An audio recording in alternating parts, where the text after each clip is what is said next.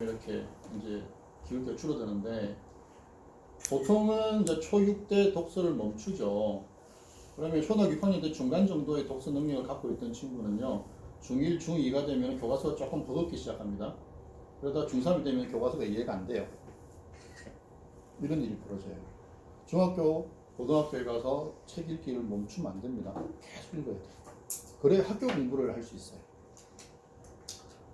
자, 그죠? 아까 말씀하신 것처럼 인간의 뇌는요, 읽기를 관장하는 영역이 없기 때문에 글을 읽으면 뇌 전체가 막 움직이기 시작해요.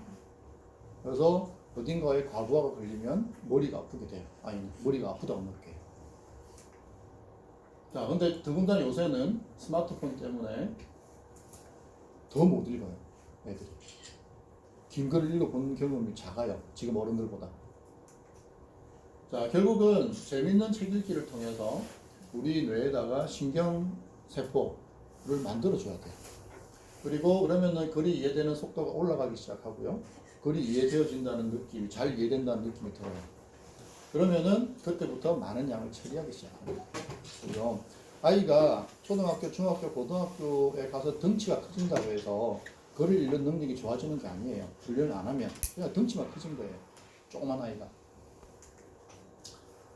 자, 영어도 마찬가지죠.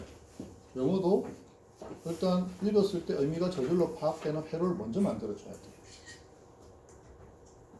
자, 조덕성 교수님이라고요. 서울대 나오시고 버지니아 공대 박사하시고 미주리대 교수하시다가 은퇴하신 분이 계세요. 이분이 우리나라에서 유학 오는 엄청나게 똑똑한 아이들을 보고 이렇게 말씀하신 거예요. 미국 명문대에 갔다면 절반이 중대에 탈락하고 아이들이 너무 고통스러워가지고 대학교 왔는데 졸업을 못하니까. 근데 왜 그러냐면은 의식적 분석, 그러니까 지식을 기반으로 한 의식적 분석, 이게 뭐냐면 지금 한국에서 가르치는 영어를 얘기하는 거예요. 해석하고 문법 가르치고 뭐 이렇게 하는 거. 너무 느리기 때문에 월등히 빠른 무의식적 감각. 왜냐면은 미국 대학생들은 분당 600단어를 반해거든요. 지금 우리나라에서 분당 100단어 보는 사람이 드뭅니다. 그죠?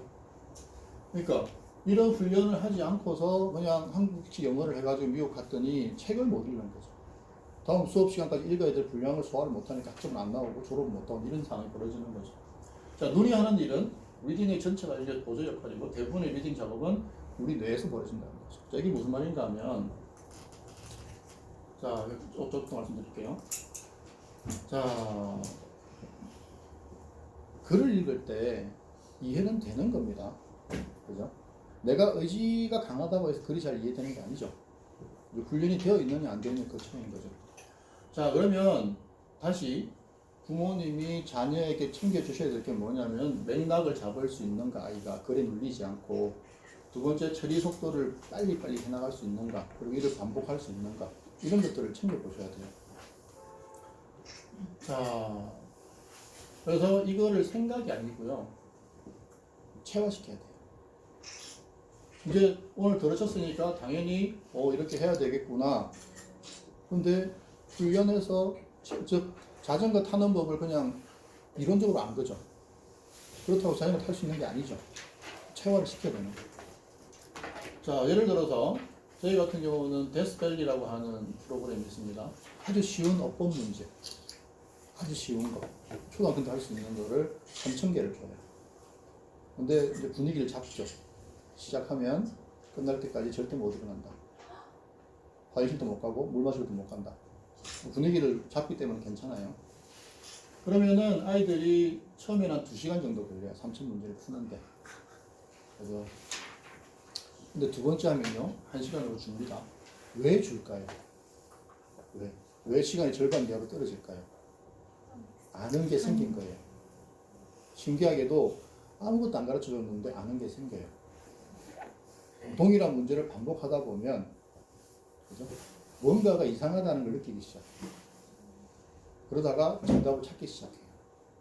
자, 그래서 속도가 빨라지고 답이 저절로 체크돼요. 그 다음에 신기하게도 무언가가 알아지기 시작해요. 이렇게 알아진 거는요, 다음부터는 안 틀립니다.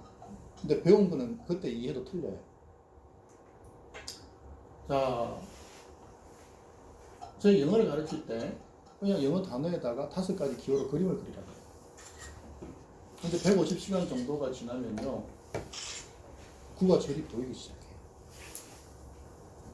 그 다음에 읽으면은 그냥 의미가 들어오기 시작해요. 근데 왜 그런지는 몰라요, 아이들이. 그냥 읽으면 그냥 이해가 되는 거죠. 그런 일이 벌어지기 시작해요. 그래서 그런 일을 통해서 공부에 대한 인식이 전환되기 시작해요. 자, 결국은 책 읽기를 보면요, 아이들이 처음에, 이제 이거는 두 번째, 세 번째 드릴 말씀인데, 책을 읽다가 자신의 주의가 책을 떠나는지를 몰라요. 그래서 주의 훈련 시켜주면, 이제 주의를 책에 둘 수는 있는데, 막 잡생각의 영향을 너무 많이 받아요. 내가 또 훈련을 하면, 이제 잡생각의 영향을 덜 받기 시작해요. 그래서 주의를 책에 둘 수 있고, 생각의 영향을 덜 받기 시작하면, 갑자기 눈이 글을 스치듯 지나고 의미가 저절로 들어온 상태로 들어가기 시작해요. 그렇게 차근차근 훈련을 시키는 거죠. 자, 수학 같은 경우는요, 처음에 오면 9자리 수 곱셈 나눗셈을 시켜요. 자, 1번 문제가 이거예요. 그렇게 해서 곱셈 2개, 나눗셈 2개를 해요.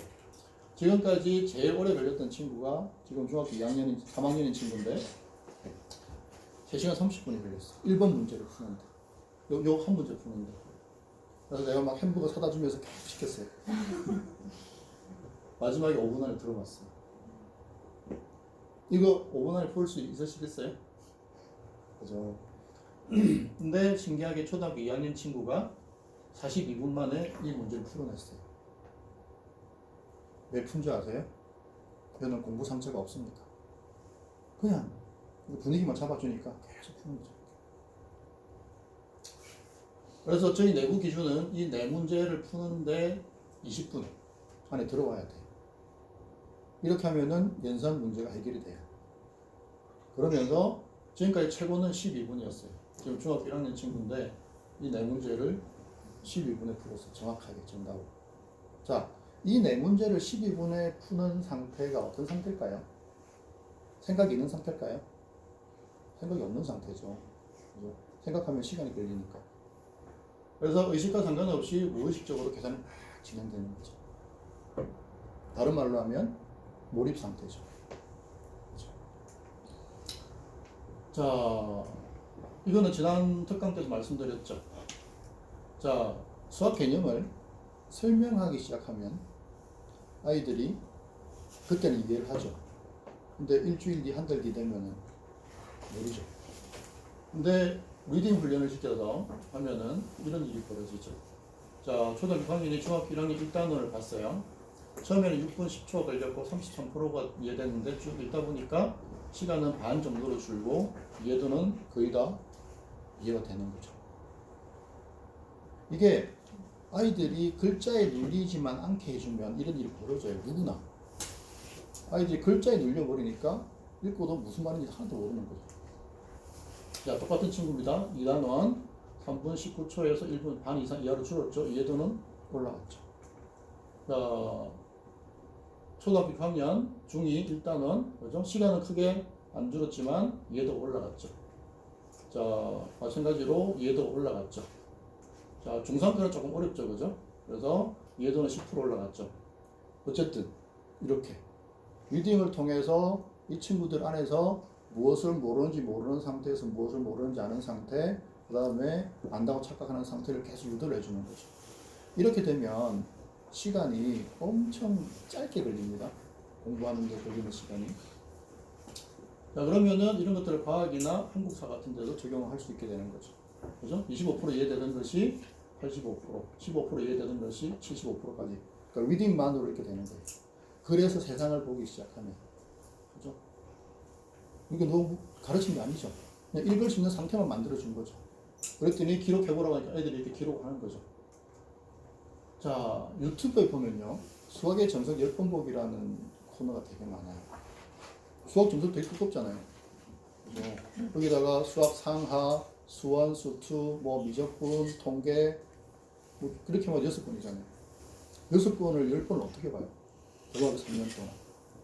그죠? 보는 방법이 다른 거죠.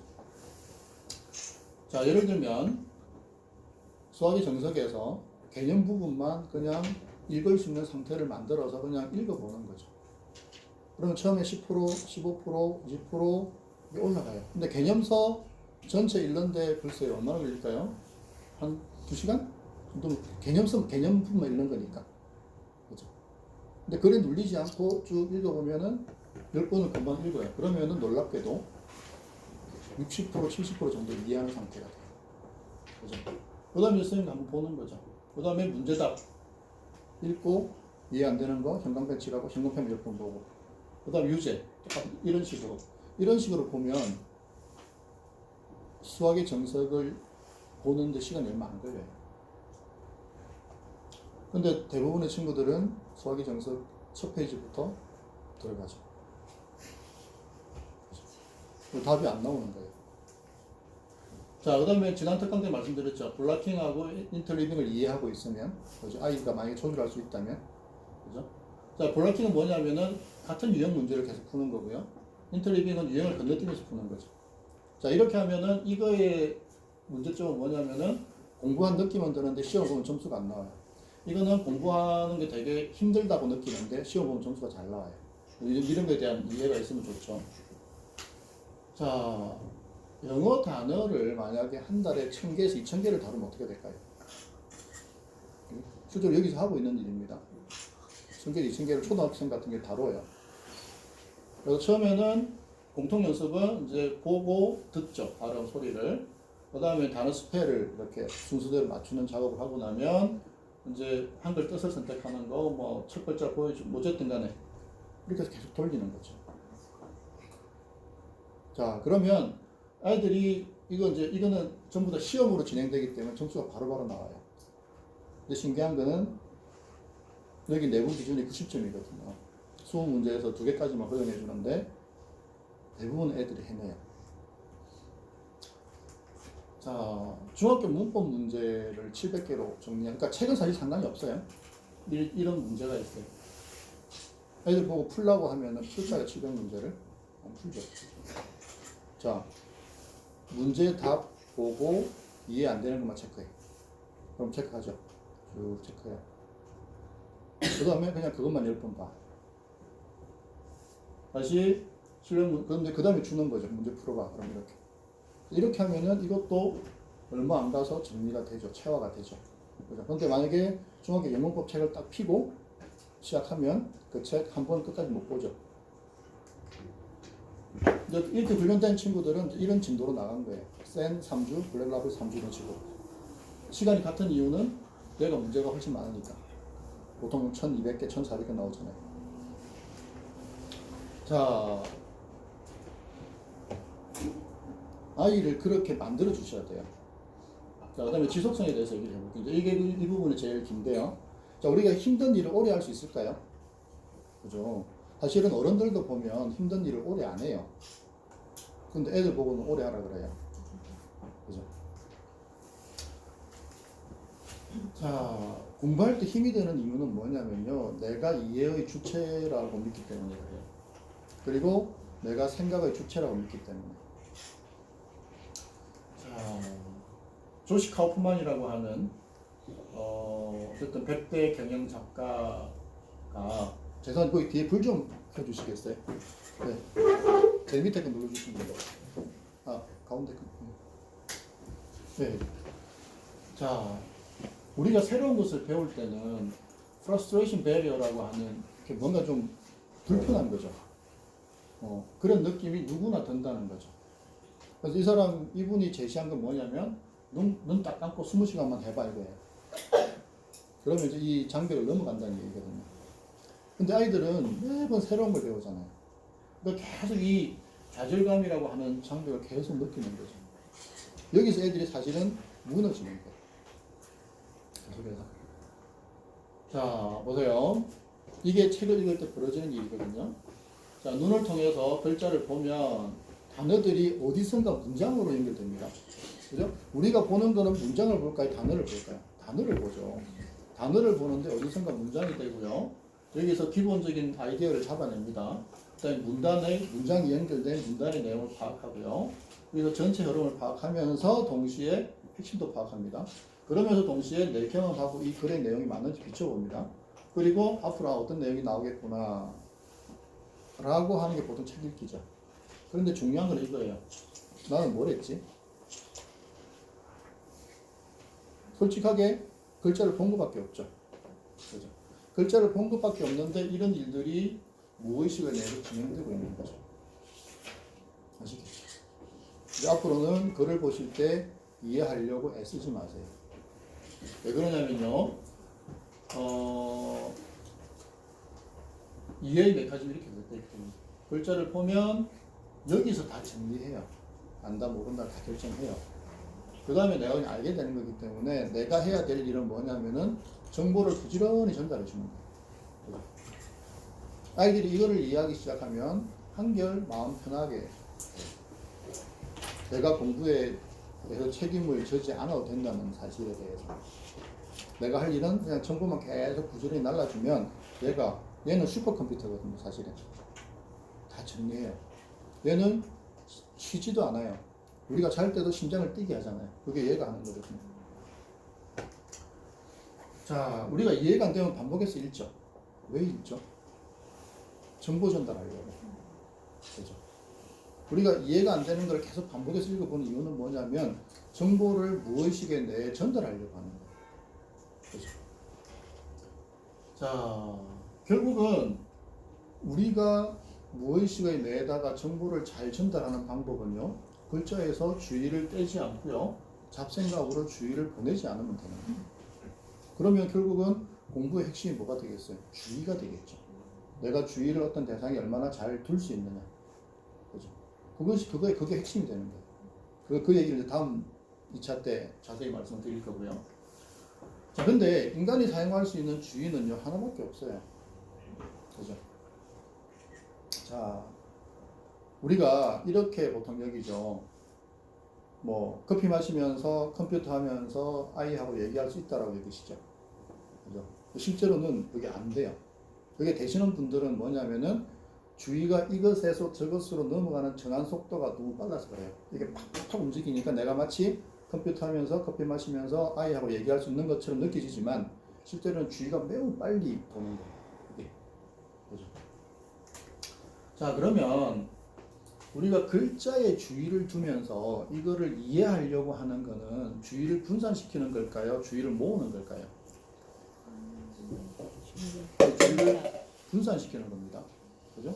글자에 주의를 두면서 이해 잘해야지 하는 생각에다가 주의를 분산시키는 거죠. 이러면 공부 효율이 떨어집니다. 그죠? 자, 글자에 주의를 두면서 잘해야지, 안 틀려야지 하는 생각에 주의를 두는 것은 주의를 분산시키는 겁니다.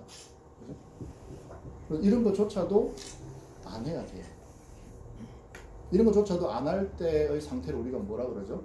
몰입됐다 그러죠. 집중됐다 그러죠. 자, 우리가 집중돼 있을 때 잘해야지, 안 틀려야지 하는 생각이 있나요? 그 순간에? 없죠. 그냥 집중돼 있는 거죠. 자, 그래서 공부를 할 때는요, 글자에 주의를 두어서 정보를 무의식의 뇌에 전달하는 것 외에는 일절 안 해야 돼요. 말은 쉽죠. 잘 안 되죠, 그죠? 그거에 대해서 두 번째, 세 번째 이제 시간에 자세히 말씀을 드릴 거예요. 자, 그러면 보세요. 독서백편 의자연이라고 하는 거는 이건 이제 반복에 대한 얘기예요. 자, 이 유명한 말이 있죠. 뜻이 어려운 글도 자꾸 되풀이하게 읽으면 그 뜻을 저절로 알게 된다. 그죠? 우리 조상들도 알았던 거죠. 자, 그 다음에 제갈공명의 이 공부하는 방법이 뭐냐면은 광기대략, 대략 대충 본다. 근데 아마 뒤에 더 나가 있다면 대충 여러 번 본다라고 되어 있을 거예요. 아마도. 자, 라이프니츠 독서법. 잘 이해되지 않는 부분이 있더라도 반복해서 읽으면 이해가 잘 된다. 우리는 잘 이해되지 않는 부분을 못 넘어가죠. 자, 고성덕 씨. 그죠? 여러 번 읽는 것이 합격의 비밀이었다. 인터넷 쳐보시면 고성덕 씨 공부법이 다 이렇게 있는데 결국은 여러 번 반복해서 읽는 거였죠. 자, 7번 읽기 공부법 뭐 당연히 그렇고요. 자, 결국은 반복을 할 때 우리 뇌에서 어떤 일이 벌어져요. 근데 이거의 단서가 있죠. 글자에 눌리지 않는 상태에서의 반복이죠. 글자에서 세상을 볼 수 있을 때 그때 반복해주면 이게 탁탁탁탁 정리가 되는데 글자에 눌린 상태에서는 이제 보통 이런 얘기를 해요. 어떤 사람들이 저는 7번 읽기 공부 이 책을 읽고 7번 읽기를 했는데 발전이 없어요. 그래요. 아마도 그분은 글자에 눌려 있을 거예요. 그 다음에 글을 읽으면서 이해해야지, 잘해야지 하는 생각으로 주의가 분산되어 있을 거예요. 그런 상태입니다. 자, 근데 이제 주의 다음에 그럼에도 불구하고 내가 책에 주의를 둘 수 있는데 그럼에도 불구하고 무언가가 저절로 막 진행되고 있어요. 그게 뭐냐면 잡생각이에요. 자, 보세요. 수많은 생각이 당신의 운명을 결정한다. 우리는 하루에 대략 5, 6만 가지 정도의 생각을 한다. 그런데 문제는 우리가 하는 생각 중에 85%는 부정적인 생각이고 15%만이 긍정적인 생각이다. 우리는 하루 중 대부분의 시간을 부정적인 생각과 싸우는 데 사용하고 있다. 자, 부정적인 생각을 일부러 하세요?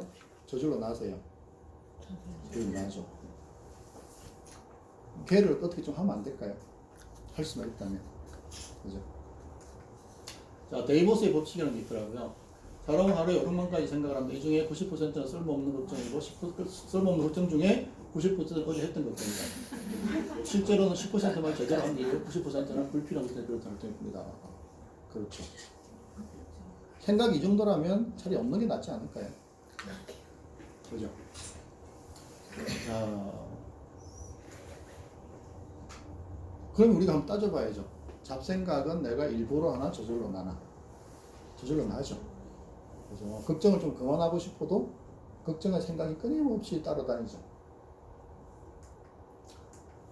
자, 아까 보여드렸던 거고요. 다음 부분 하나 보여드릴게요.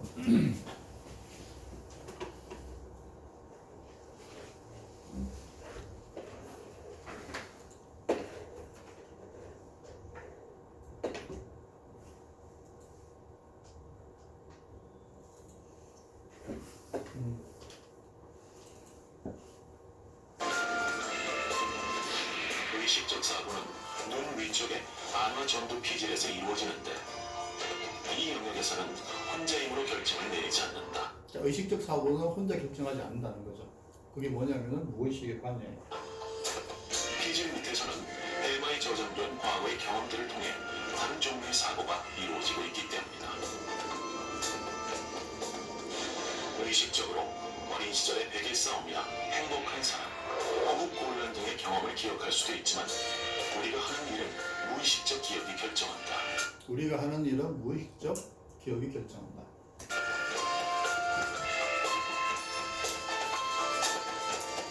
핵심 회로는 공포와 공황을 담당하는 편도체와 여기가 있는 게 전부 다 무의식의 영역입니다. 우리는 알 수 없어요. 무슨 일이 벌어지는지. 그 반대로 쾌락과 보상을 담당하는 영역인데 둘 다 의식의 통제를 거부한다.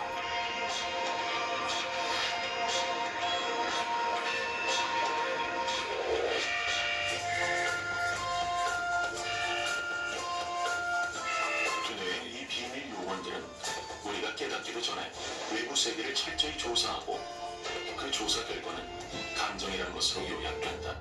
우리가 알게 되는 것은 그냥 느낌, 생각, 감정을 알게 되는 거지 그것이 어떤 과정을 통해서 그런 결론이 내려졌는지에 대해서 알 수가 없어요.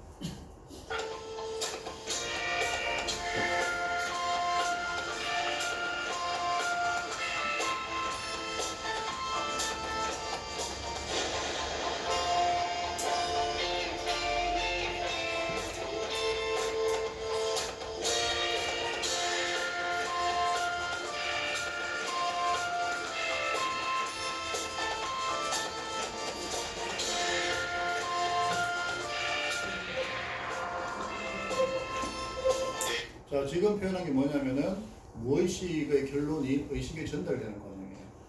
인의 피질은 이 메시지들을 전달받지만 출처를 추적하지 못한다. 우리의 의식은 무의식의 영역을 부정하도록 굳어진 것 같다. 대신 의식은 우리가 베개 싸움을 좋아하는 그럴듯한 이유를 만들어낸다. What is the minimum 자, 이 사람 볼까요? speed at which your brain can make quality choices? By which I mean, we mean basically you're not choosing at random, and we have put the boundary. 이 사람은 0.213초라고 그래요. 앞에는 0.3초였죠. 과학자들한테 이게 중요해요. 0.3초냐, 0.213초냐. 우리한테는 중요하지 않죠. 자, 그러면 아이들이 공부할 때 잡생각이 많이 나겠죠, 당연히. 그거를 아이들이 다룰 능력이 있을까요? 그거를 알려줘야 돼요. 생각을 다루는 능력을. 그거로 훈련시켜줘야 되는 거고요. 대부분의 애들이 공부하다가 자기가 잡생각에 빠진다는 사실 자체를 몰라요. 그 다음에 공부를 하다가 주의가 책을 떠난다는 사실 자체를 몰라요. 그래서 주의가 떠날 때 감지하게 해줘야 되고요. 잡생각에 빠질 때 그거를 감지할 수 있게 만들어줘야 돼요. 그래서 그거는 훈련하면 돼요. 훈련하면 돼요. 네. 자, 결국은 이렇습니다. 생각이 일어나는데 의식의 뇌로 전달이 되죠. 그럼 우리가 이게 알게 돼요. 이 알게 될 때 다시 책으로 돌아오면 돼요. 그거를 계속 훈련시켜주면 애들이 보통 잡생각 테스트를 해보면 한 5분 정도 동안에 뭐 잡생각이 처음에 이게 애들 가르쳐보면요. 처음에는 막 5분 동안에 잡생각이 20개, 30개 막 돼요. 근데 이걸 착착착착 하면 보통 5분에 한 2-3개로 들어오고요. 2-3개로 들어오면 이제 물어봐요. 그러면은 그 생각에 하나의 생각에 머물렀던 시간이 얼마나 돼? 그러면 보통 애들이 5초 안으로 들어가요. 그렇게 해주면은 공부의 효율이 살아나기 시작하는 거죠. 보통 애들은요, 1시간 공부를 하면 30분 동안 친구랑 생각 속에서 놀았어요. 근데 시간 보면 1시간 지났거든요. 뿌듯한 마음으로 공부하는 1시간 공부해서 그래. 본인도 몰라요. 그죠? 이거 알려주지 않으면. 자, 그러면 필요한 생각과 잡생각을 구분하는 능력, 즉, 내 생각을 보는 힘. 그게 뭐죠? 메타인지의 다른 이름이죠. 메타인지가 내가 무엇을 알고 무엇을 모르는지를 아는 능력이죠. 근데 내가 무엇을 알고 무엇을 모르는지를 우리가 어떻게 알죠? 생각을 통해서 알죠. 그래서 메타인지의 다른 이름이 뭐냐면은 내 생각을 보는 힘이에요. 자, 공부는 많이 하는데 실력이 지금 낮아지고 있습니다. 수능이 10년 전보다 쉬워지고 있습니다. 대학교 교수님들이 요새 애들은 학력이 낮아서 못 가르치겠다 그래요. 근데 애들이 공부를 작게 하나요? 그렇지는 않죠. 이상한 일이 벌어지고 있는 거죠. 그를 이해하는 능력이 스마트폰 때문에 계속 떨어지고 있습니다, 지금. 그 다음에 내가 무엇을 아는지 무엇을 모르는지에 신경 안 써요. 여기 학원에서 애들 만나보면요. 제가 하라고 말하지 않는 거는 절대 안 해요. 무슨 말이냐면 옛날에는 부모님들은 시험 기간이 되면 내가 뭘 해야 될지는 알고 있잖아요, 최소한. 그죠? 안 해서 그렇지. 그런데 요새 애들은요, 학원 선생님이 얘기해 주지 않는 거는 안 해도 되는 줄 알아요. 학원 선생님은 중요한 것만 탁탁탁 짚어주는데 그것만 해요. 저도 깜짝 놀랐어요, 그거 보고. 그래서 이제 그다음부터는 자세히 얘기를 해봐요. 지금 애들이 그래요. 시험 계획표를 세울 줄 모르는 애들이 70% 이상이에요. 시험 계획표는 그냥 머릿속에만 갖고 있어요. 오늘은 국어, 내일은 영어. 이런 식으로 갖고 있어요. 자, 그래서 이제 두어와 씨어가 뭐냐면요. 두어는 그냥 그 생각이 내 거기 때문에 그냥 생각나는 대로 행동하는 사람. 씨어는 잡생각과 필요한 생각을 구분할 줄 아는 사람. 그죠? 일단 구분하려면 일단 먼저 봐야 되잖아요. 움직이기 전에. 보고, 그 다음에 필요한 생각과 필요하지 않은 생각을 구분하는 거죠. 자, 그래서 우리가 생각을 멈추려고 해보면요. 생각이 멈추어지지 않는다는 사실을 알게 돼요. 그때 멈추어지지 않는 생각들을 기록해 보세요. 계속 하루에 5분 정도씩만. 이거 2분 정도 하면요. 어떤 생각이 들 때 그 생각이 드는 거를 저절로 알게 돼요. 그러면은 필요한 생각과 필요하지 않은 생각을 분리할 수 있게 돼요.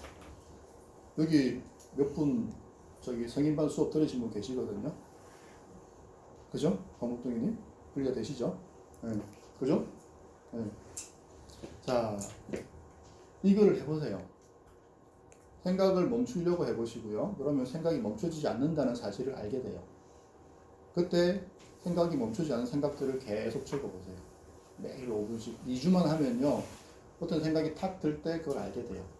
자, 그러면 애들도 마찬가지겠죠. 애들한테 이 훈련을 시켜주면요. 책을 보다가 잡생각이 탁 들면 그 잡생각이 탁 캐치되기 시작해요. 그 생각이 빠지는 것이 아니라 이 훈련을 이제 생각을 보는 힘이죠.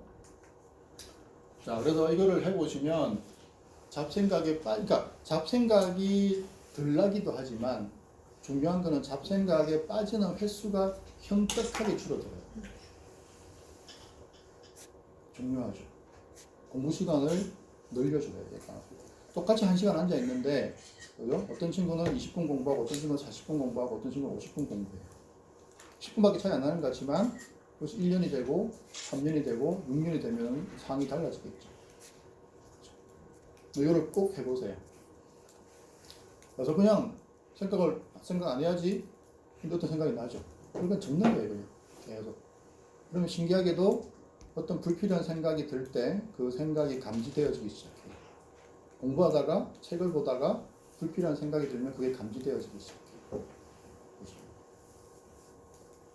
그럼 공부의 효율이 엄청 올라가겠죠. 자, 이제 마무리하겠습니다.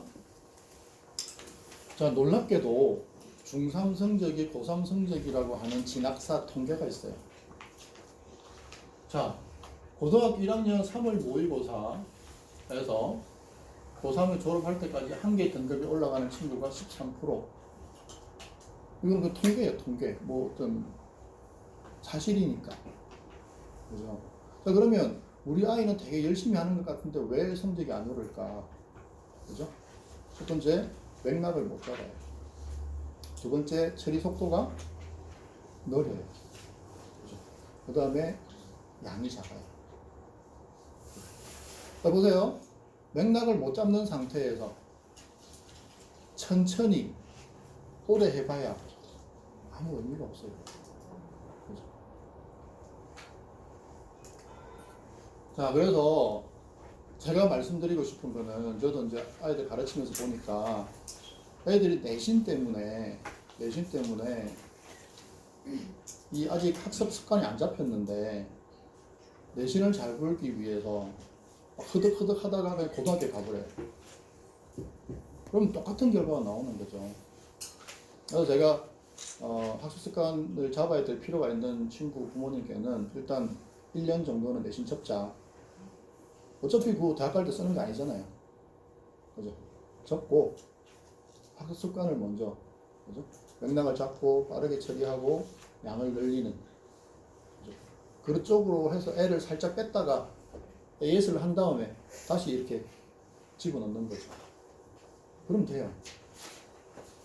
근데 습관이 안 잡힌 상태에서 허덕허덕 하는 상태로 중학교 생활 보내고 고등학교 가봐야 이런 상황이 되는 거죠. 이런 상황이. 그죠? 자, 그래서 이런 제안을 좀 드리고요. 자, 서울대 연고대 입학생 4,163명한테 질문했어요. 자, 성적 향상에 결정적으로 영향을 미쳤던 시기가 언제냐? 고3을 제외하고 그랬더니 이런 결과가 나왔어요. 중3 겨울 방학 때가 제일 성적 향상에 영향을 많이 끼치더라. 그 다음이 중3과 초6 겨울 방학 때예요. 그때. 그죠? 자, 그래서 여기서 우리가 뭘 알 수 있냐면은 적어도 중3 겨울 전에 그런 학습 습관을 반드시 잡아줘야 된다는 거죠. 자, 결국은 빌 게이츠가 이런 말씀을 하셨더라고요. 인생은 결국 습관이다. 그럼 어떤 습관을 내 것으로 만드느냐가 인생 최대의 과제이다. 이런 얘기를 하셨더라고요. 그죠? 자, 그래서 자, 아이가 글을 읽을 때 맥락을 잡을 수 있게 하고 빨리 처리할 수 있게 하고 그 다음에 지속할 수 있게 하는 훈련을 시켜주셔야 돼요. 자, 보세요. 만약에 아이가 이런 훈련을 통해서 만약에 연봉 50만 원을 더 받는다. 근데 이제 지금 아이들은 수명이 150살이거든요. 지금 여기 계신 분들은 이제 큰 일이 없는 한 100살까지 산다고 보셔야 되고요. 그러면 애들은 지금 10대들은 이제 경제 활동을 한 50년 정도 한다고 봐야 돼요. 그죠? 그러면은 연봉 5천만 원을 더 받는다고 생각해 보시면 25억짜리 선물을 주는 거죠. 그죠? 그렇잖아요. 이거를 잘 잡아주면. 150년 인생에서 1년 정도 애를 살짝 뺀다고 해서 무슨 일이 생기겠어요? 재수 삼수 사수하고도 대학 가는데, 그죠? 뭐 40살, 50살에도 한의 돼가고 그러는데 그렇잖아요. 그죠? 그래서 그런 것들을 좀 잘 생각해 보시고 우리 아이가 지금 글에 눌려 있는지 아니면 맥락을 보는지 처리 속도가 어떤지, 그죠? 빨리빨리 처리를 해내는지, 그죠? 빨리빨리 처리 못하는 이유는 뭐냐면요, 이해 안 되는 걸 못 넘어가기 때문이에요. 그죠? 그 다음에 지속하지 못하는 거는요, 주의와 생각을 다루는 방법을 몰라서 그래요. 그래서 두 번째와 세 번째 시간에는 주의와 생각을 다루는 방법에 대해서 더 자세히 말씀드릴 거고요. 그다음에 세 번째 시간에는 이제 감각 상태에서 책 보는 거죠.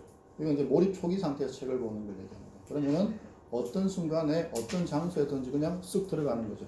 어떤 절차 없이. 그 부분에 대해서 말씀을 드릴게요. 자, 이상으로 오늘 내용을 마치고요. 질문하실 분은 질문하시고 가실 분들은 가시고. 네, 수고하셨습니다. 감사합니다.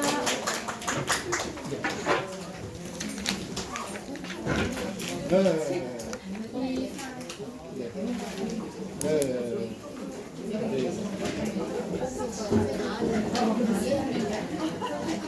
맥락을 적으시면 그렇죠. 당연하죠. 네. 저도 컴퓨터 코치 읽었는데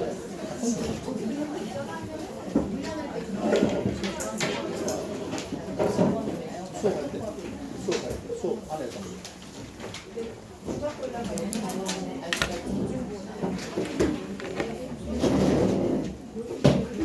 고등학생들은 이게 이제 살짝 애를 빼야 되잖아요. 뺀 다음에 이제 대여서서 넣어야 되는데 이제 그걸 굉장히 부담스러워요. 그러면은 그게 그렇게 진행하고 다시 잡겠습니다. 네. 네.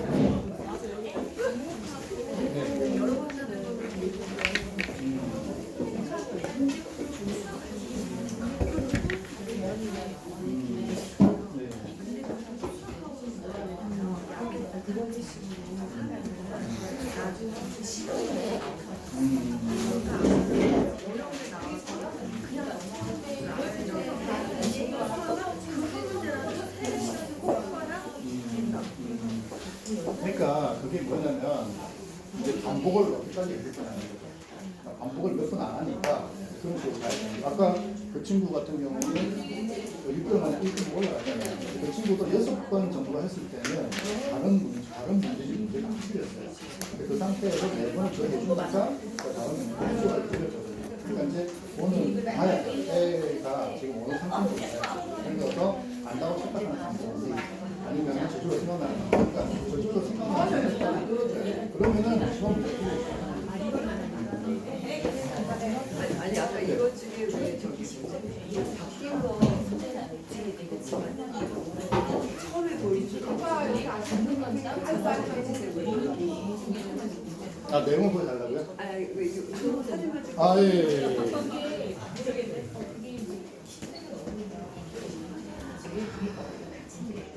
초기에 어떤 거였죠? 왜 어제 왜 모집 영화 바뀌었다고 이렇게 예.